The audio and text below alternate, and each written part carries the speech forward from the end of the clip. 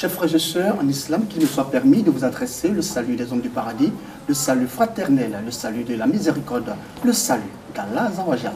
Salam alaikum wa rahmatullahi wa barakatuh. Wa alaykum salam wa rahmatullahi wa barakatuh.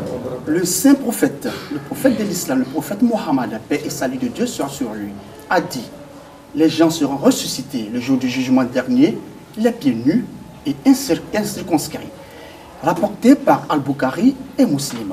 Mesdames et messieurs, bonsoir, merci de nous suivre sur RTI 1. Le thème principal d'aujourd'hui va porter sur le jugement dernier. Pour en parler, nous recevons Ismaël Si, il est imam principal de la mosquée Al-Houda. La mosquée Al-Houda est située au quartier Banco, dans la commune Kabobo.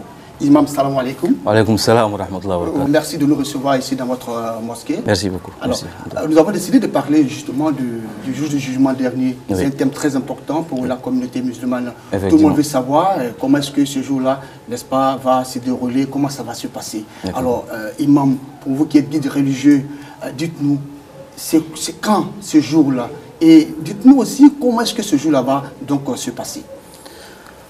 أعوذ بالله من الشيطان الرجيم بسم الله الرحمن الرحيم الحمد لله رب العالمين اللهم صل على محمد وعلى آل محمد كما صليت على إبراهيم وعلى آل إبراهيم وبارك على محمد وعلى آل محمد كما باركت على إبراهيم وعلى آل إبراهيم في العالمين إنك حميد مجيد.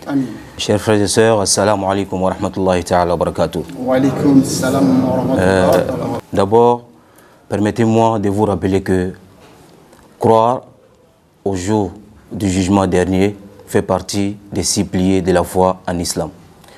Il s'agit aussi du jour où Allah subhanahu wa ta'ala va ressusciter les morts pour la rétribution. Soit la rétribution qui consiste à la remise des livres aux humains. Celui qui aura fait de bons actes aura son livre avec la main droite. Et celui aussi qui posera des actes négatifs aura son livre avec la main gauche. Oui. D'accord. Alors, Imam, on l'a vraiment bien compris, mais dites-nous à quelle période ou à quel moment le jour du jugement dernier aura lieu? Pour répondre à cette question, je vais me référer à un verset coranique dans lequel Allah subhanahu wa ta'ala nous interpelle.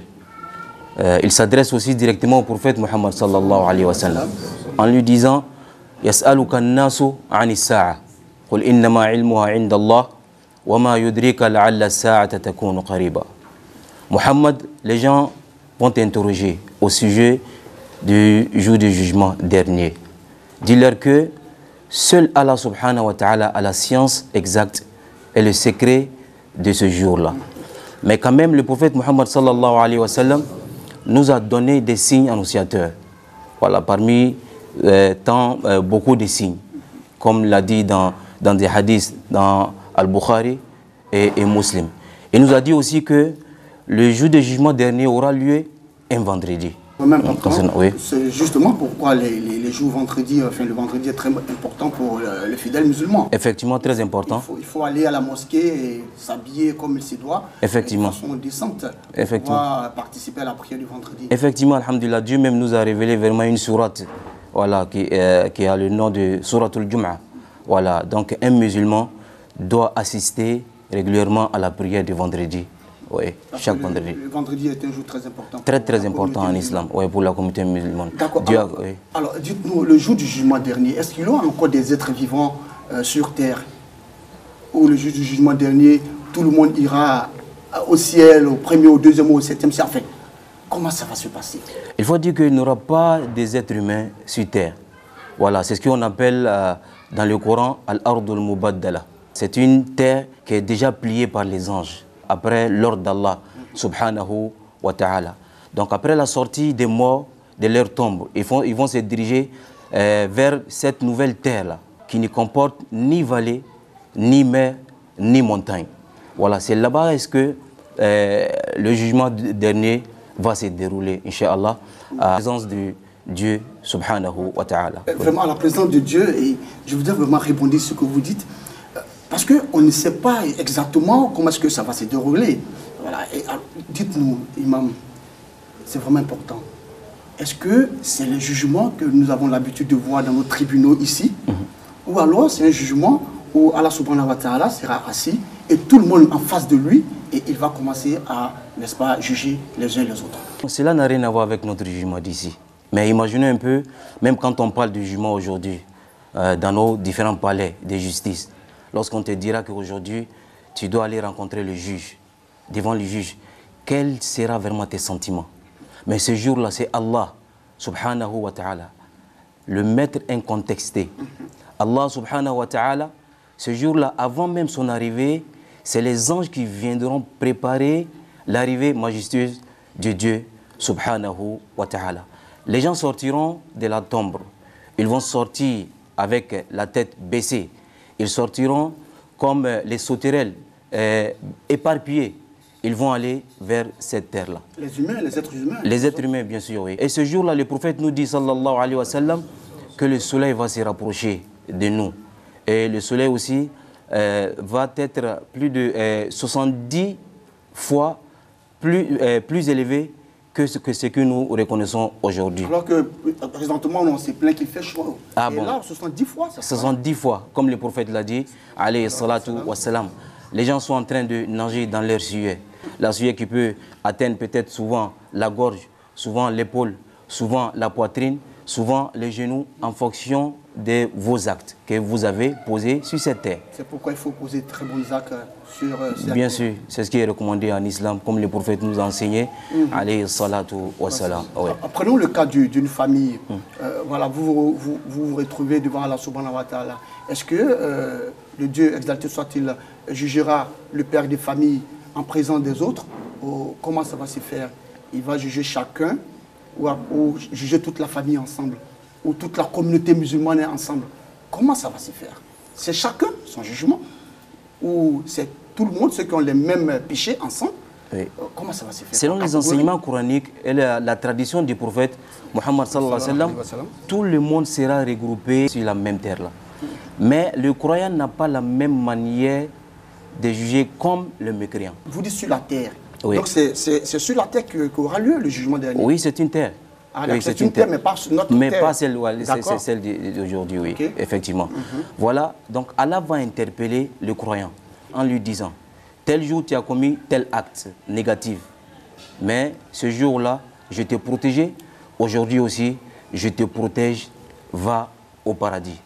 Mais en même temps, le mécréant, lui, il sera rappelé dans la foule, devant tout le monde, et on va lui rappeler tout ce qu'il a posé comme acte. Donc, comme le prophète nous l'a dit aussi, alayhi salatu wassalam, dans un hadith authentique, il dit, chacun de nous va rencontrer Allah subhanahu wa ta'ala sans intermédiaire.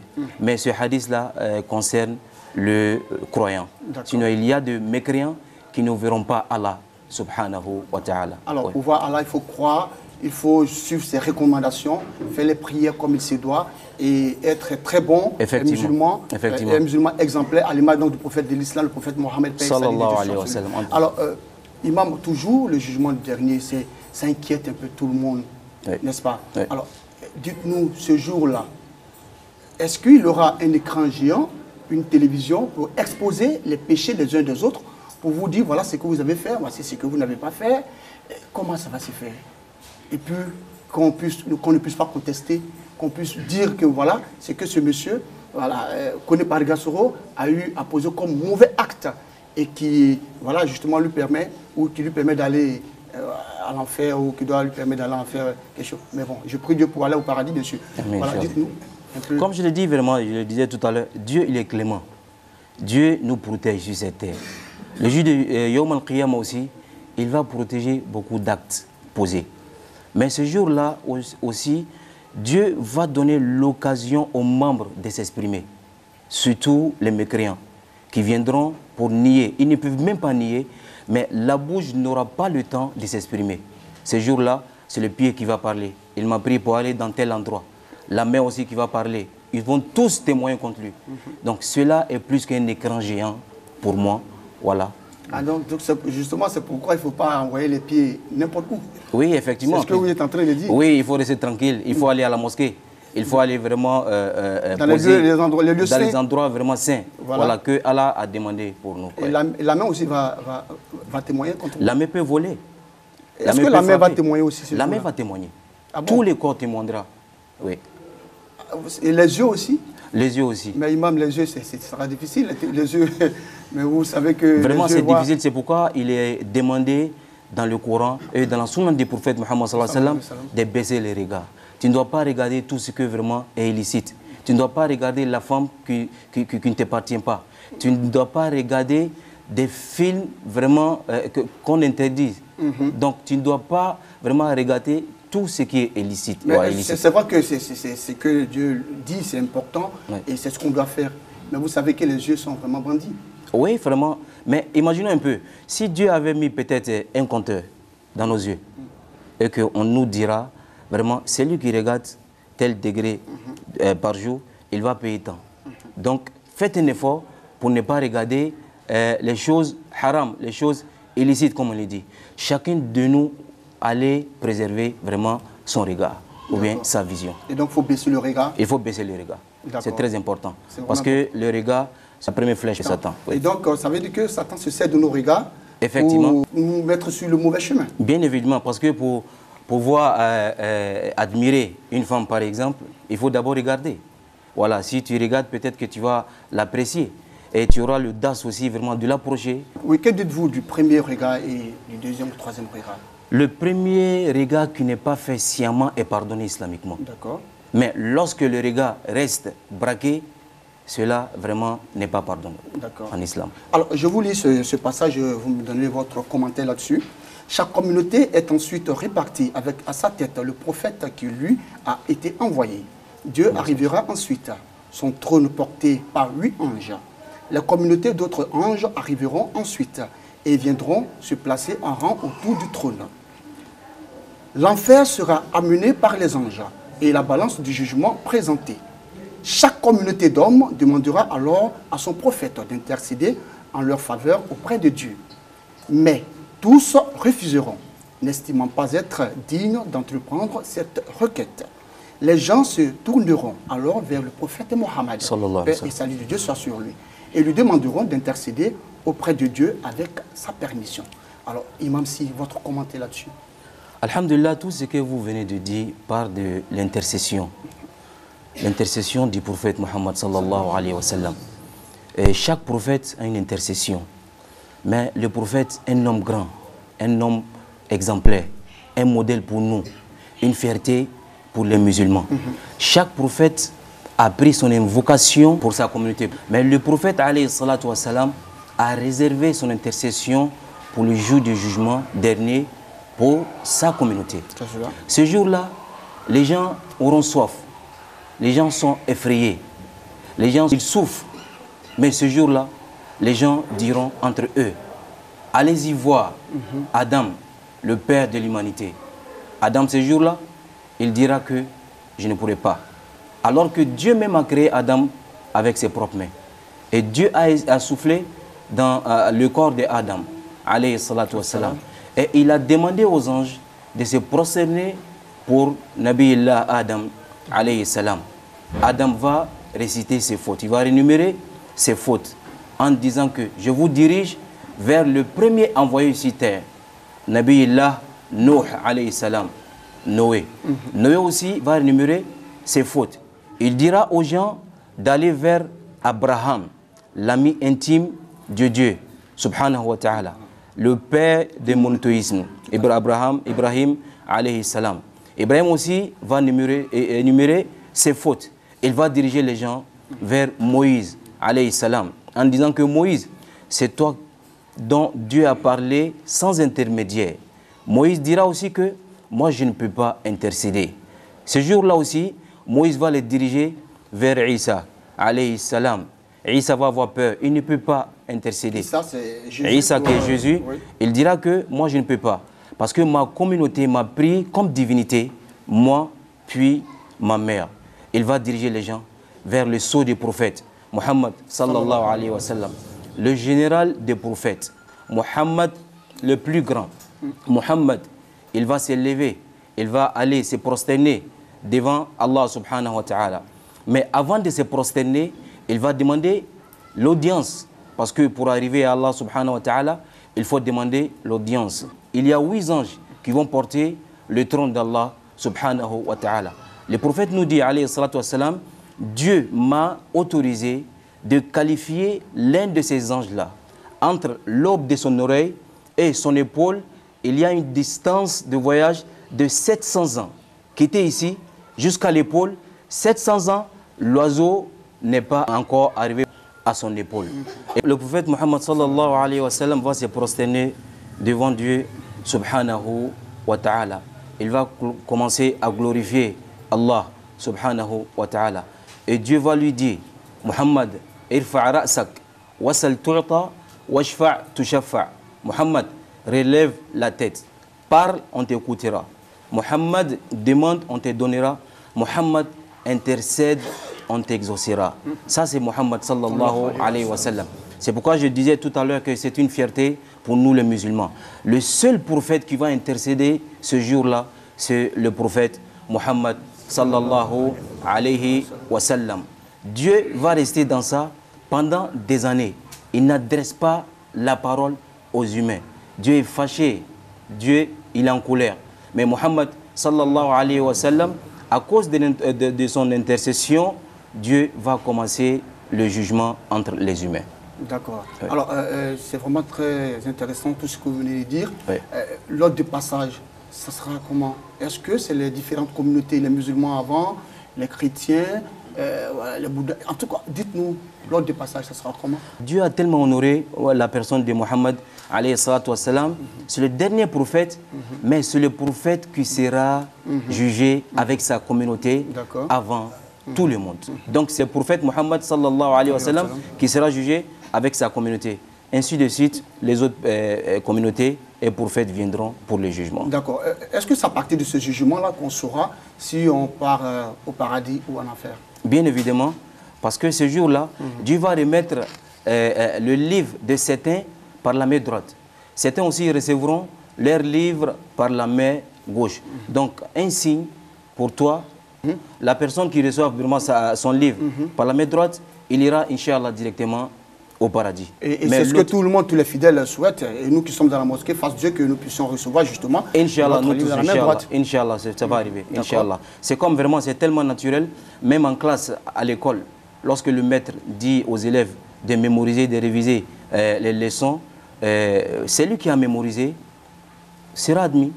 Celui qui ne mémorise pas ses leçons ne sera pas admis automatiquement. Et lui-même, il sait qu'il n'a pas travaillé, qu'il n'a pas révisé, donc il ne sera pas parmi les admis. C'est ça aussi, le jour de Yawm al-Qiyamah. Celui qui va recevoir son livre avec la main droite, il dira « Ha umuqra'u kitabiyya, inni dhanantu anni mulaqin hisabiyya, fahuwa fi 'ishatin radiya, fi jannatin 'aliya, qutufuha daniya » Il est content avec son résultat. Voilà, je suis honoré aujourd'hui. Voilà mon bilan.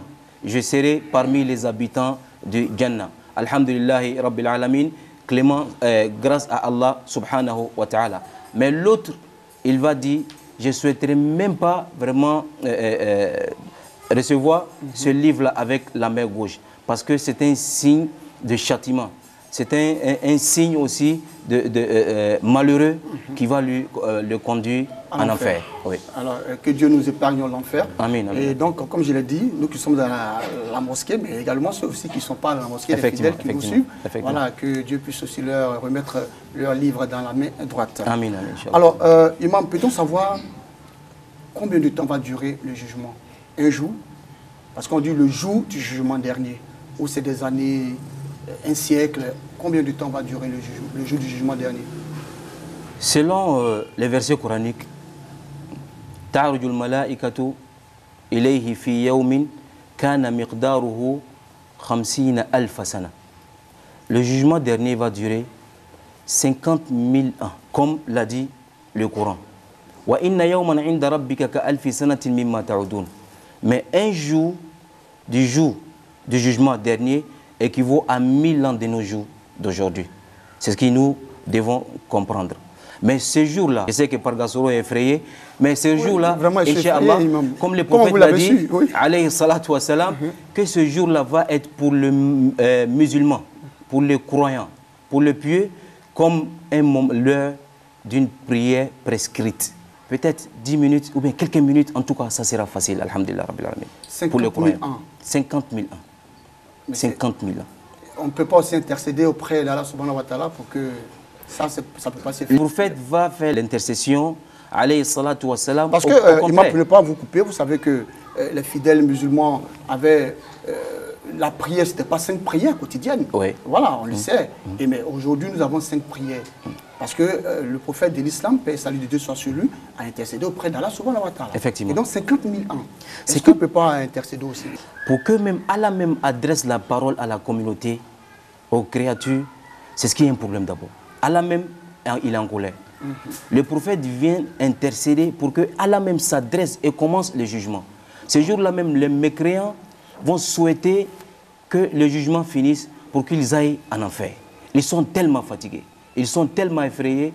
Donc, l'intercession du prophète Mohammed sallallahu alayhi wa sallam sera bénéfique pour tout le monde. Ouais. Dites-nous, justement, parmi les personnes qui iront au paradis, quels sont les actes que ces personnes ont eu à poser sur terre et quelles sont les actions qu'ils ont menées pour être candidats au paradis?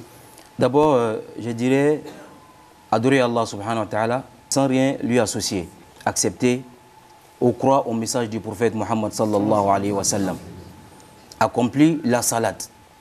La première chose qui sera demandée le jour de Yawm al-Qiyamah, c'est la prière. C'est pourquoi tout le monde doit prendre acte. Tout le monde doit faire veiller sur cette prière-là. Ensuite, s'acquitter de la zakat. Accomplir le hajj lorsque on a les moyens. Respecter les parents géniteurs. Être humble dans la société et serviable dans la société. Et enfin, vraiment, rester croyant. Et pour les femmes, respecter leur mari. Leur mari, les hommes aussi, vraiment, aient pitié de vos femmes aussi. Tout à fait, c'est très important. Oui. Oui. Donc, merci pour ces conseils, mais je vais citer quelque chose, enfin une sourate tout à l'heure.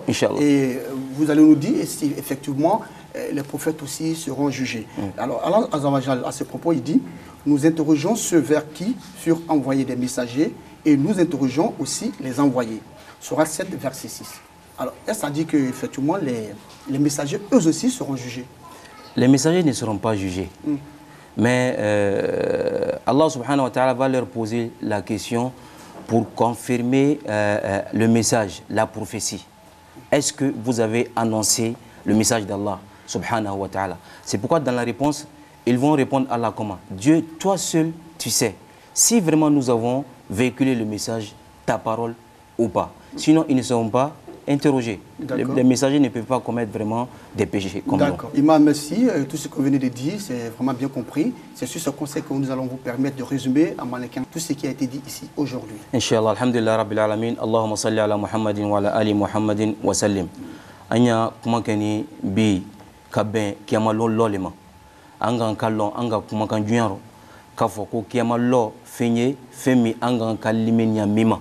Wajibile ko adamaden kelengena be surtout islama akan kalimenya kallon kafo ko lolabando ye masaba abina an lase ko kata an yininga anga bara noluma kiyama lo abina ke tumamina ambrabo kaburu kono anye bola ni ka mogolu yoluna komi dolomina lugu ay brasran kumbara labini ay be jezeni ay tala yorokeleno samara taisina fani taikana ni kay tagatoye ay jezeni komi ton nyamima olunna kilaba muhammadu alayhi salatu wassalam anamangutula anye kafo ko lon ko tere binaji kana lo angunna dolu wolu ka koke ay trajiro dolu ka traji banana lo ay sisiro dolu fana ka traji banana bla ay kanno dolu fana ka traji banana bla fukana bla ay benengurlo olonna amma ko chekelempelila bebena wuri kata nimi nyogon tolu fe ay bina ta adama fe adama ilele anva bay ala ni ile dana kabo abro senman flaro kabanka ni fiero kanyini melkelu fe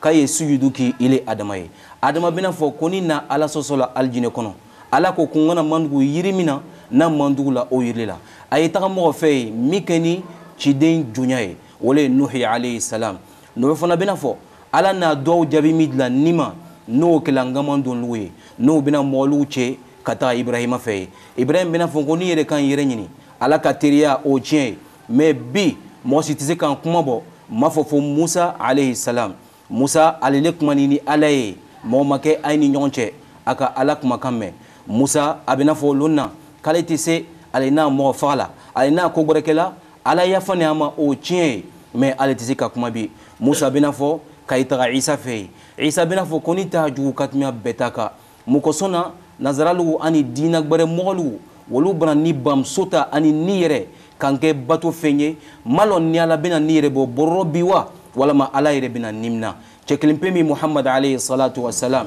an ka cilaba Muhammadu cɛ min a ka haminanko bɛɛ ni mi ɲɔgɔn bɛɛ wolu a fɔla di a ye bɛɛ ko n yɛrɛ a ye bɛɛ ko n ɲamɔgɔlugu mais Muhammadu hali an ni kan na lomina a fɔla di ummati ummati o lonna a tɛna dɔw ka yɛrɛ ye a bɛna wuri o y'a sɔrɔ ala bara dimi mɛlɛkɛlugu bara bɔ san dɔ kana mɛlɛkɛlugu natɔ kana adamadenlugu lamini o lɔnle la adamadenlugu bɛna lɔn ka fɔ ko mɛlɛkɛlugu a shakatimi adamadenlugu ka mɛlɛkɛlugu natɔ kana ni ala a ka sigi la yen ala ka sigi la a mɛlɛkɛ milugu kun o lɔn na mɛlɛkɛ segin a fana ɲɛna hadisa rɔ baro kuma tɛ dɛ cilaba Muhammad lo kote alayhi salatu wassalam ka mɛlɛkɛ kelen ka bɔ a toro la yɔrɔ min kana kamakun na ale komi mɔgɔ min bara san 700 taama kɛ ka bɔ yɔrɔ min na a ma se yan ba n'o ka kɛ mɛlɛkɛ ye ala ta bɛna kɛ di silamalugu masaba a bɛna place di cilaba Muhammad mawlu na alayhi salatu wassalam cilaba Muhammadu bɛna wuri a bɛna taga sujudu ben ala kɔrɔ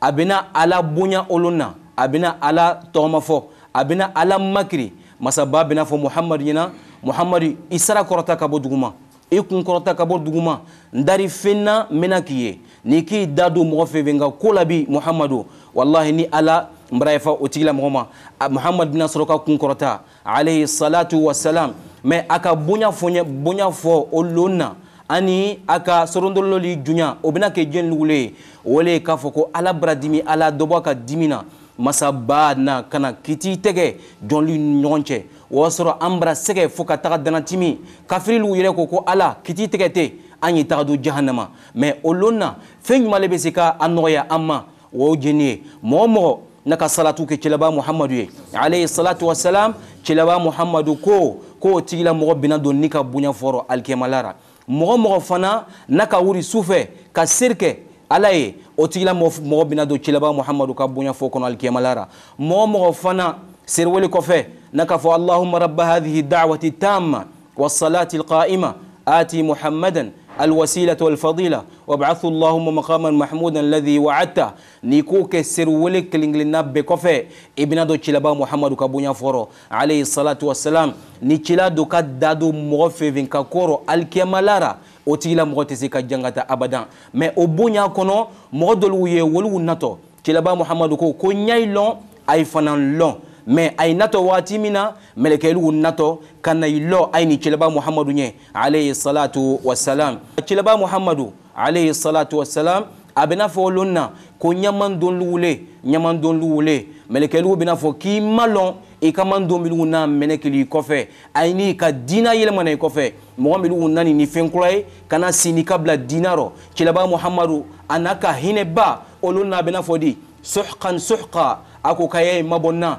n dafe ka ye ni tshilaba Muhammadu jigi ka tigɛ ili la alikɛmalara i y'a lɔn k'a fɔ k'i ma ko barasa taa yɔrɔ gbɛrɛ t'i la ma fɔ fo jahannama ka seriya k'a fɔ ko tigi gbɛrɛ tɛ i ma fɔ fo Allah subhanahu wa ta'ala ani Muhammad fana aka ciden ye y'a fɔla ko la ilaha illallah i man tɛ ka fɛn gbɛrɛ bato bonno k'i ni la o ka ala to ye ka ban k'i jija serima an ɲiningatɔ fɛn jiɲɔgɔn min na alikɛmalara wale ye seri ye n'o ka ban fana ka zaka bɔ yaga bɔ ni se ka kɛ yagabɔli ye n'a ka ban fana ni se ka k'i ye yewurima ka i taga heji kɛ yewurobagalugu bonya kuma labani mɛnɛma wele an y'an jija ka ɲɔgɔn lali ni ɲuman ye ka ban ka ɲɔgɔn gbɛn ka bɔ tɛnɛman kolugu ma ka ban k'an nɛmina ka bɔ kɔrɔfɔli ma ka ban k'an nɛmina ka bɔ viyafɔ ma k'an jusu seniya ka bɔ hasidiya ma mɔgɔ mɔgɔ n'a fɛ ka labanko ɲuman sɔrɔ o tigilamɔgɔ an nɛn sutura ka bɔ kɔrɔfɔli ma a tigilamɔgɔ a si ala fɛ a ka kalima laban bɛna kɛ la ilaha illallah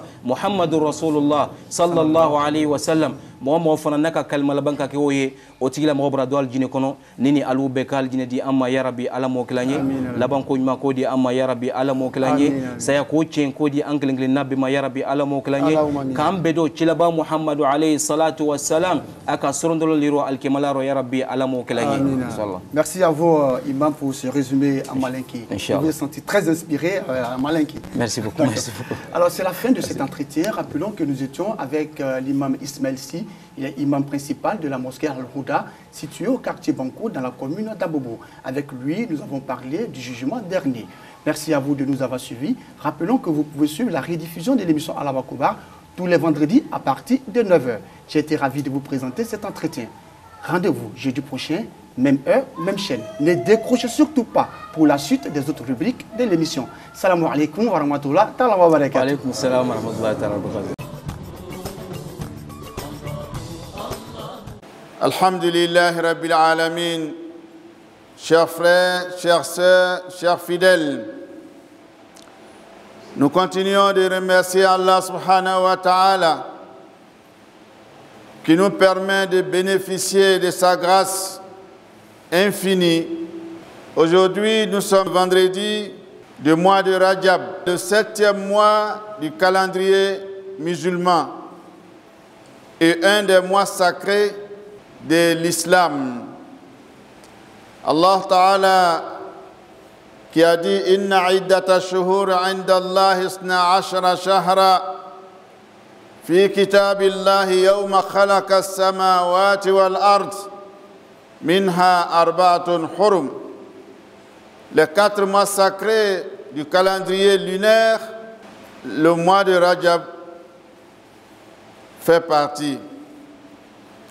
Chers frères, chères sœurs, nous continuons notre marche dans l'océan de l'histoire des grands hommes et des grandes dames autour du prophète Mohammed sallallahu alayhi wa sallam. Nous avons parlé en premier de Abu Bakr Siddiq. Abu Bakr Siddiq, le premier calife après le prophète Mohammed sallallahu alayhi wa sallam. Le fidèle compagnon du prophète alayhi salatu wa sallam. Le père de Aïcha, al Mu'minin, Abu Bakr Siddiq. Nous avons parlé de sa prise de pouvoir après le décès du prophète alayhi salatu wa sallam. Dès que le prophète a rendu l'âme, Abu Bakr Siddiq a pris le pouvoir le même jour. Nous avons parlé des circonstances de sa prise de pouvoir. Nous avons parlé de la gestion du pouvoir d'Abu Bakr Siddiq. Quand il a pris le pouvoir, comment il a géré le pouvoir jusqu'à sa mort, nous avons parlé de cela. Il lui a fallu former un gouvernement, nommer des gens, continuer la propagation de l'islam, et il a fait tout cela. Nous avons parlé de la durée de son pouvoir, 2 ans et 3 mois seulement. Abu Bakr Siddiq, après le prophète alayhi salatu wa salam, a duré 2 ans et 3 mois au pouvoir. Abu Bakr Siddiq, quand il a géré le pouvoir, à la fin de sa vie, il est tombé malade et il est mort à 63 ans comme le prophète Mohammed sallallahu alayhi wa sallam. Chers frères, chères sœurs, aujourd'hui donc, ce matin, nous allons parler de la succession d'Abu Bakr Siddiq. Quand Sayyidina Abu Bakr Siddiq a senti le poids de la maladie, il a commencé à consulter les compagnons. Il a commencé à mener les enquêtes. Et c'était de faire participer les compagnons dans le choix du successeur d'Abu Bakr Siddiq. Donc il a commencé à poser des questions. Il a appelé Ousmane ibn Affan. Il lui a posé des questions à propos de Omar ibn al-Khattab. Que penses-tu de Omar ibn al-Khattab au pouvoir après moi. Ousmane se prononce et il pose la question au fur et à mesure aux compagnons. Abu Bakr Siddiq connaissait très bien Omar. Ils ont vécu ensemble pendant que le prophète vivait. Ils ont vécu ensemble après le prophète alayhi salatu wassalam. Ils savaient que Omar pouvait garder le pouvoir, pouvait gérer la communauté convenablement. Mais il a voulu faire participer les compagnons dans le choix de son successeur. Et ça, c'est la qualité d'un vrai chef. Il n'a pas voulu imposer Omar à la communauté. Il pouvait le faire. Il pouvait dire, ben, je mets à ma place Omar quand je ne serai pas là. Mais il n'a pas fait ça. Il a été démocrate, comme on peut le dire, et il a fait la shura. Il a demandé l'avis de ses compagnons, et ensuite, il a désigné Omar comme son successeur. Avant donc de parler de Omar ibn al-Khattab, qui va prendre le pouvoir après Abu Bakr Siddiq, avant de parler de lui, de son pouvoir, de sa gestion du pouvoir, alors j'aimerais ici qu'on sache qui est Omar. Quand le prophète recevait la révélation, Omar était dans la plénitude de sa jeunesse. Il était un jeune. À l'époque, il était un homme bien grand, fort, robuste et imposant. Ce n'est pas étonnant que quand vous entendez les actions de Omar, le comportement de Omar face aux gens, quand il s'agit de la défense de l'islam, de la défense du prophète alayhi salatu wassalam, alors et que vous voyez ce qu'on dit de lui, ça ne peut pas étonner. Omar était un homme bien grand, avec la poitrine bien ouverte, il était imposant, il était bien robuste, donc il n'avait peur de personne. Omar n'avait peur de personne. Omar était un tout petit peu impulsif. Voilà, lui n'était pas comme Ousmane ibn Affan ou bien Abu Bakr Siddiq. Quand ça vient, il réagissait en même temps, même en face du prophète alayhi salatu wassalam. Omar n'attendait pas. C'est le prophète souvent qui lui mettait la pression pour dire non, va doucement, voilà, voilà, voilà. Imaginez l'histoire du monsieur qui est venu un jour dans la mosquée. C'est quelqu'un qui n'était pas musulman, il ne savait pas comment le traitement de la mosquée. Mais il est venu, il s'est soulagé, il a uriné dans la mosquée. La première personne qui s'est jetée sur le monsieur, c'était Omar ibn al-Khattab. Et le prophète alayhi salatu wassalam a intervenu, l'histoire est un peu longue.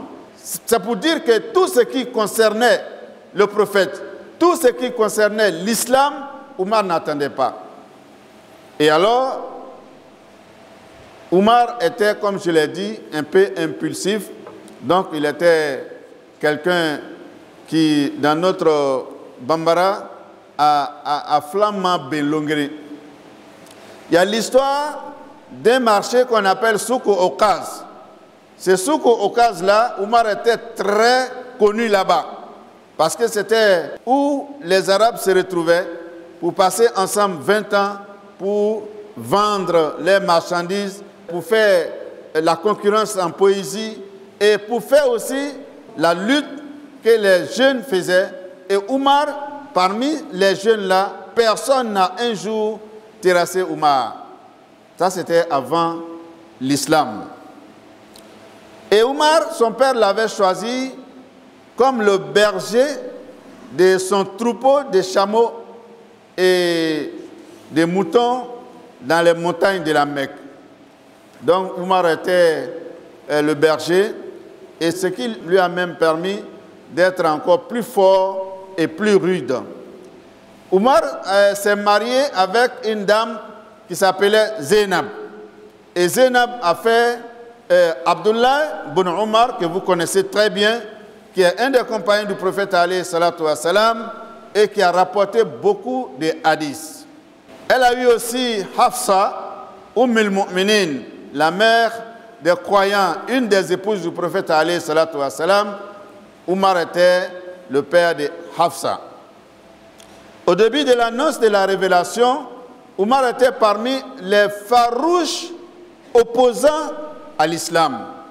Omar était comme Abu Jahl. Les deux là, c'était les deux ennemis de l'islam à l'annonce de la révélation. Alors, Omar était un peu dur avec les esclaves à l'époque, avant son adhésion à l'islam, et avec les personnes les plus défavorisées de la communauté. Donc, pendant que les mécréants, les Qurayshites, à leur tête, Abu Jahl et Omar, combattaient le prophète, combattaient le message du prophète, la mission du prophète, le prophète alayhi salatu wa salam continuait de faire une prière où il demandait à Allah subhanahu wa ta'ala d'honorer l'islam avec une des deux personnes les plus aimées par Allah pour que cette personne-là adhère à l'islam. Le prophète disait Allahumma a'izzi l'islam bi ahabbil umarayni ilayka bi ahabbil umarayni ilayka. Et il s'agissait de Sayyidina Omar et Abu Jahl. Et Dieu a exaucé la prière du prophète alayhi salatu wa salam. Sayyidina Omar alors s'est converti à l'islam. Et ça aussi, c'est une histoire qui passe par sa petite sœur qui était déjà convertie et qui l'a orienté vers le prophète alayhi salatu wa salam, et il a embrassé l'islam. Après la conversion de Omar ibn al-Khattab, l'islam est sorti de la clandestinité. Chers frères, chères sœurs, ça c'est une introduction pour parler de Sayyidina Omar qui a pris le pouvoir après Sayyidina Bakr Siddiq, qui a géré le pouvoir après Sayyidina Bakr Siddiq. Je vous avais dit la semaine dernière que quand Abu Bakr Siddiq a pris le pouvoir, il a nommé Omar comme le juge. C'est lui qui a été le procureur de la République à l'époque, parce qu'il est quelqu'un qui était très droit, quelqu'un qui ne cachait pas la vérité, qui acceptait aussi la vérité. Donc voilà Sayyidina Omar. أقول قولي هذا وأستغفر الله لي ولكم ولسائر المسلمين استغفروه إنه هو الغفور الرحيم.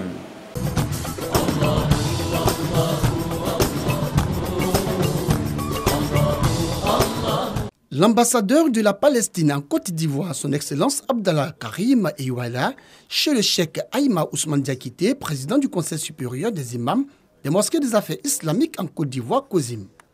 Au centre de leurs échanges, la consolidation et la préservation de la paix, mais aussi l'importance de la promotion d'un islam tolérant et modéré. La Palestine est prête à accompagner Samahat al-Cheikh et le Conseil de grands imams de Côte d'Ivoire dans leur chemin pour former les imams, pour essayer d'éradiquer le fanatisme. On vit tous dans le même terrain. Ce n'est pas bien de faire quelque chose mal au nom de l'islam. Cheikh Aïma Ousmane Diakité a tenu à traduire toute la gratitude de la communauté musulmane aux diplomates palestiniens avant de le rassurer quant à la promotion d'un islam du juste milieu en Côte d'Ivoire. Nous avons échangé sur plusieurs sujets d'intérêt commun. Nous prions Dieu pour que Dieu aide tous les musulmans à résoudre leurs difficultés et à vivre mieux dans leur environnement, dans la paix. Nous remercions M. l'ambassadeur de Palestine en Côte d'Ivoire. Nous avons été très honorés et nous avons appris beaucoup parce que Palestine, c'est un pays de savants, c'est un pays d'hommes pieux, de grands connaisseurs de l'islam. Les relations excellentes de coopération et d'amitié entre la Côte d'Ivoire et l'État palestinien ont été également abordées au cours de cette rencontre. À l'issue des échanges, l'ambassadeur de la Palestine et le président du COSIM ont invité la communauté musulmane dans son ensemble à promouvoir les vraies valeurs de l'islam, la solidarité, la fraternité, l'amour et le vivre ensemble. Palais des sports de Trècheville. Comme les années précédentes, guides religieux, moukadam, prédicateurs et fidèles du groupe de réflexion islamique, spirituelle et ésotérique Grise ont répondu nombreux à l'appel de leur guide spirituel Cheikh Malik Konaté. C'était à l'occasion de la 14e édition du Giga Maoulid. La dimension spirituelle du prophète Mohammed, paix et salut de Dieu sur lui, est la thématique développée cette année. Quand on parle de la spiritualité, il y a aussi deux dimensions de la spiritualité. L'autre dimension, on ne va pas s'attirer sur ça. Mais la dimension la plus simple, dit au cas, tout ce que le messager dit, il le fait. Son comportement était le Coran, comme on le dit chaque fois. Lorsque son comportement est le Coran, donc c'est quelqu'un déjà qui avait des privilèges. Cette édition a bénéficié du soutien des guides religieux nationaux et internationaux, mais surtout de la présence du président du Conseil supérieur des imams des mosquées des affaires islamiques en Côte d'Ivoire. Cheikh Aïma Ousmane Diakité, profitant de l'occasion, a fait des bénédictions pour les jeunes avant de les inviter à plus de responsabilités dans leur comportement. Aujourd'hui, il y a des tentations. Beaucoup de nos jeunes tentent l'aventure pour aller dans d'autres pays, derrière l'eau. Mais il y a beaucoup qui restent dans l'eau. Pour organiser ce voyage, peut-être c'est 1, 2 ou 3 millions qu'il faut. Mais si tu as 3 millions à Abidjan ici, si tu as 1 million à Abidjan ici, tu peux monter une petite affaire. Parrain de la cérémonie, le ministre de l'Emploi et de la Protection sociale, Adama Kamara, a invité l'ensemble des guides religieux et prédicateurs à plus de prières pour la préservation de la paix et de la cohésion. J'implore la puissance de vos prières et invocations pour notre président, son Excellence Alassane Ouattara, pour notre pays, la Côte d'Ivoire, et surtout pour notre espace communautaire qui connaît en ce moment une ressurgescence de prise de pouvoir par des voies non démocratiques. Cette 14e édition du Giga Maoulid a été meublée par des chants psalmodies du Saint-Coran, des témoignages de différentes délégations venues de l'étranger et par des bénédictions du guide du groupe des réflexions islamiques, spirituelles et ésotériques Grise.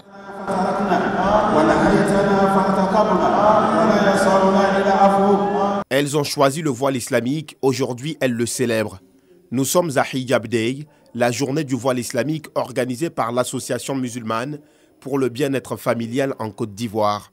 Cet événement vise à valoriser le port du voile islamique. On organise cette activité pour faire la promotion du voile et pour montrer à la face du monde que le voile n'est pas un frein. À travers le voile, on peut faire de belles choses. Il y a plusieurs exemples dans la société. Pour les panélistes, le port du voile n'est pas un frein à l'insertion professionnelle de la femme musulmane.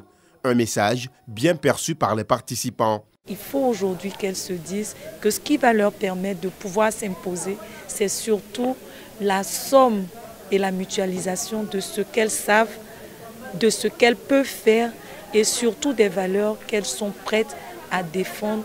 Et cette éthique islamique doit être pour elles l'atout gagnant qui va faire la différence. Ça a été des panels vraiment enrichissants pour moi parce que j'ai appris avec les panélistes que avec le voile, c'est possible d'être un leader, c'est possible de se démarquer. Cette initiative de l'AMBEFSI, Association musulmane pour le bien-être familial en Côte d'Ivoire, bénéficie du soutien du COSIM, Conseil supérieur des imams, des mosquées et des affaires islamiques. Au sein de la communauté, nous avons besoin de femmes leaders. Et on constate aujourd'hui que certaines de nos sœurs, de nos mamans, vraiment se sont auto-formées, sont devenus de véritables leaders, des entrepreneurs dans tous les domaines. Avec ce qu'on a vu aujourd'hui, nous avons beaucoup d'espoir. Et c'est pourquoi nous avons le devoir de les soutenir. La 3e édition du Hijab Day, une occasion toute trouvée pour les commerçants et commerçantes du voile islamique de faire la promotion de leurs articles. On dénombre 1,6 million d'enfants et adolescents hors du système scolaire, dont plus de 300 000 fréquentant dans les structures islamiques d'éducation non reconnues par l'État. Un tableau qui contredit la politique de l'école obligatoire et inclusive prônée par le gouvernement ivoirien. En réponse, le ministère de l'Éducation nationale et de l'alphabétisation a initié la stratégie nationale d'intégration des enfants des structures islamiques d'éducation dans le système éducatif formel. Pour mener à bien cette initiative du gouvernement, une mission dans les 41 DRENA et DDENA a été menée. Au sorti de cette mission, 547 17 établissements confessionnels islamiques déclarés éligibles au cursus formel sur 3146. Le résultat de cette mission a été présenté à la ministre de l'Éducation nationale et de l'alphabétisation, mais aussi aux partenaires et acteurs de l'éducation nationale.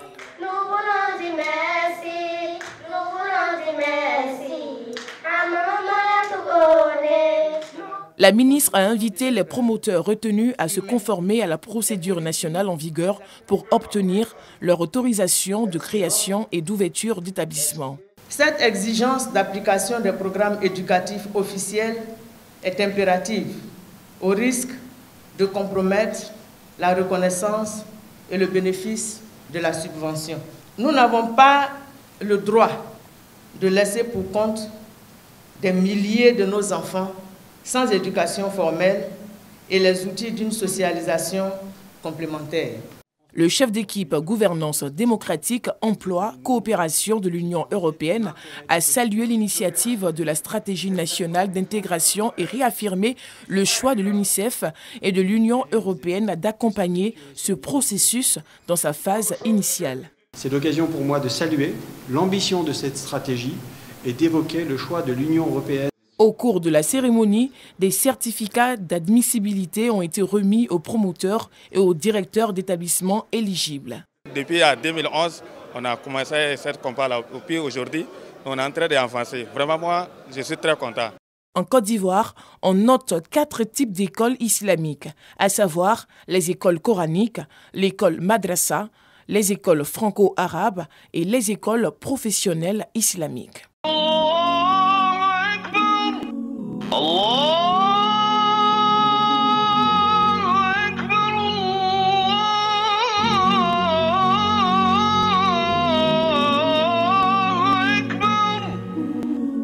أشهد أن لا